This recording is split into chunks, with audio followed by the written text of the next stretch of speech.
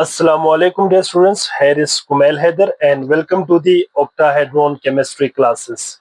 आज का लेक्चर है बेटा हमारा एक सिंपल सा लेक्चर है, छोटा सा लेक्चर है प्रॉपर्टीज ऑफ सब एटॉमिक पार्टिकल्स। ठीक है, हम कुछ प्रॉपर्टीज डिस्कस करेंगे सब एटॉमिक पार्टिकल्स की।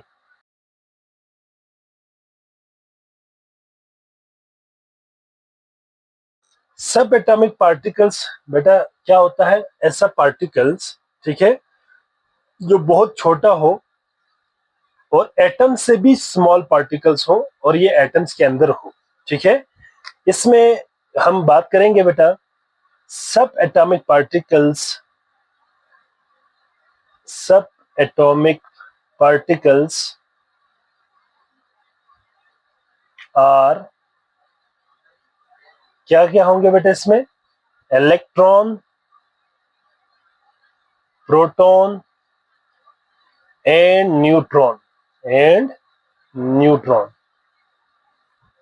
ठीक है, और याद रखिएगा बेटा these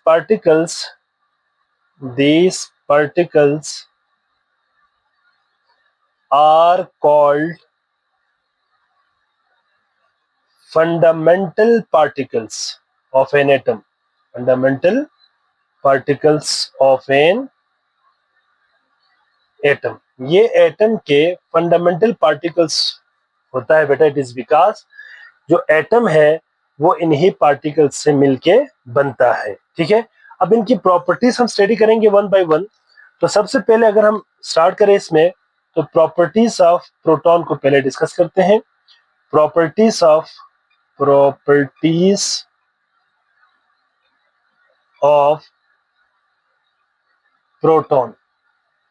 प्रोटॉन की प्रॉपर्टीज।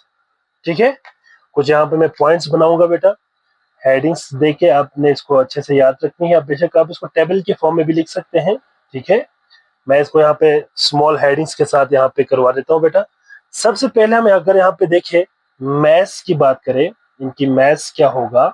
ठीक है, तो यहाँ पे आप जरा देखिए कि प्रोटॉन जो है ना बेटा, इसका जो मैस है वो तकरीबन अप्रोक्सीमेटली 1 AMU होता है। ठीक है, इसका मैस कितना होता है बेटा? mass of proton जो है is approximately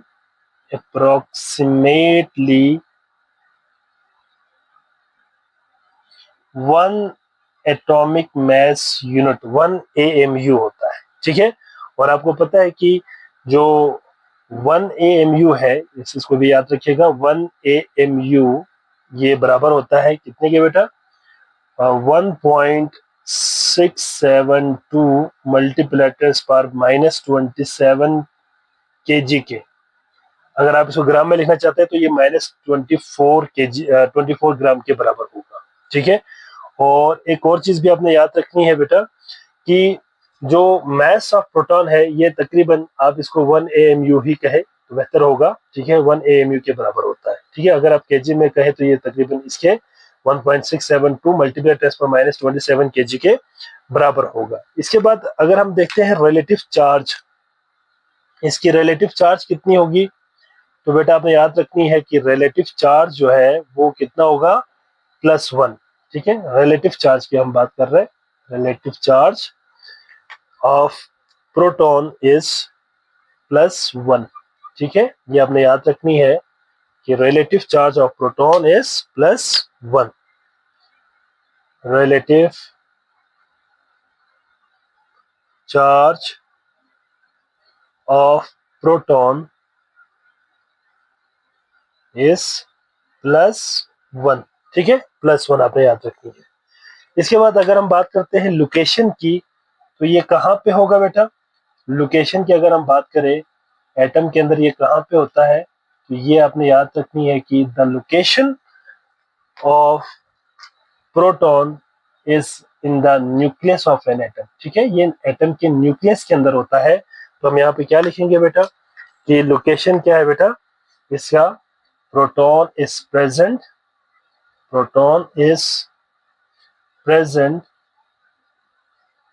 in the nucleus of an atom. ठीक है, एटम के न्यूक्लियस में होता है, ऑफ एन एटम। ठीक है, इसके बाद हम बात करते हैं बेटा प्रॉपर्टीज ऑफ न्यूट्रॉन की। Properties of neutron. इसमें भी बेटा पहले हम मैस को देखेंगे। मैस, ठीक है। याद रखिएगा बेटा, जो मैस ऑफ न्यूट्रॉन है ये तकरीबन तकरीबन प्रोटॉन के बराबर होता है, ठीक है।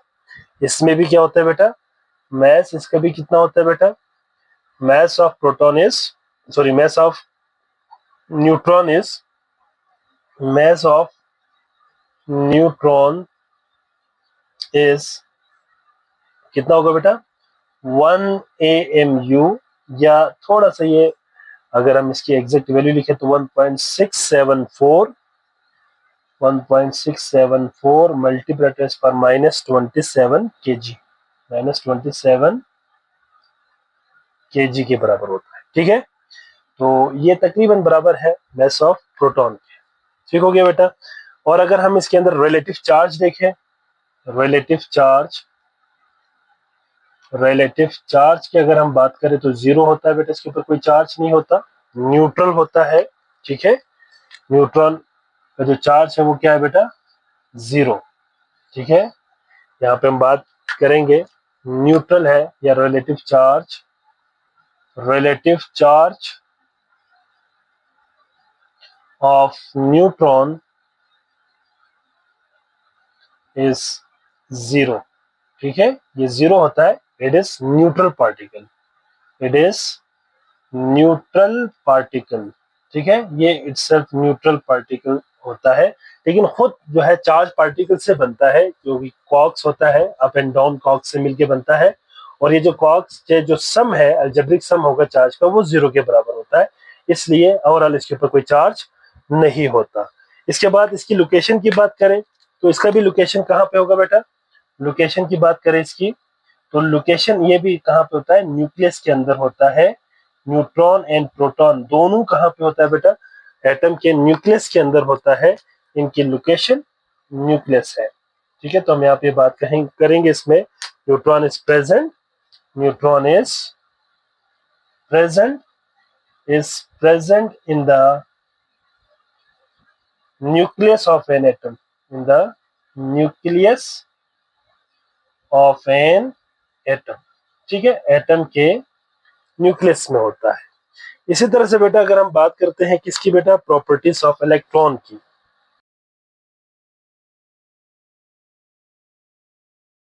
सबसे पहले इसका भी मैथ्स बेटा, ठीक है।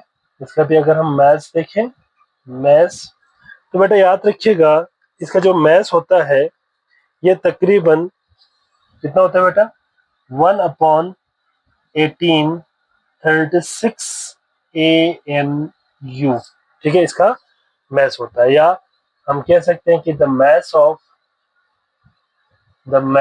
of electron is 9.1 मल्टीप्लाइड पर -31 kg, ठीक है। -31 kg के बराबर होता है, तो बहुत छोटा होता है बेटा। इसके बाद इसका आता है मैस, ठीक है। इसके बाद सॉरी मैस के बाद हम यहाँ पे इसके लिखेंगे charge, relative charge. Relative charge कितना होगा बेटा इसका -1 होता है, ठीक है। ये भी हमने प्रीवियस लेक्चर्स में भी देखा हुआ है, ठीक है। इलेक्ट्रॉन के ऊपर -1 चार्ज और प्रोटॉन के ऊपर +1 चार्ज, ठीक है। तो यहाँ पे हम लिखेंगे the relative charge of the relative charge of electron is -1, ठीक है। इसका -1 होता है।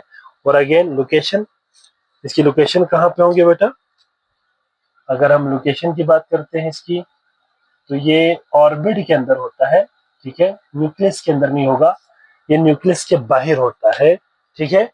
Revolving around the nucleus of an atom which is called orbit, ठीक है। तो हम यहाँ पे सिंपली कह सकते हैं कि electron is revolving in a circular path, ये सर्कुलर पाथ में रिवॉल्व कर रहा होता है, circular path around the nucleus, around the nucleus, और इसी को हम क्या कहते हैं बेटा, कॉल्ड ऑर्बिट, या इसी को शेल भी कहते हैं, ऑर्बिट के अंदर होता है। ठीक है, यहाँ पे एक चीज और याद रखिए बेटा, इसको नोट के शक्ल में मैं यहाँ पे लिखता हूँ। ठीक है, नोट के शक्ल में आपको इस पॉइंट को याद रखनी है। प्रोटॉन और न्यूट्रॉन्स को ना बेटा कलेक्टिवली हम क्या कहते हैं, न्यूक्लियॉन्स कहते हैं, क्योंकि ये न्यूक्लियस के अंदर होता है, इसलिए इनको हम न्यूक्लियॉन्स कहते हैं। ठीक है, प्रोटॉन एंड न्यूट्रॉन, ठीक है, एंड न्यूट्रॉन आर collectively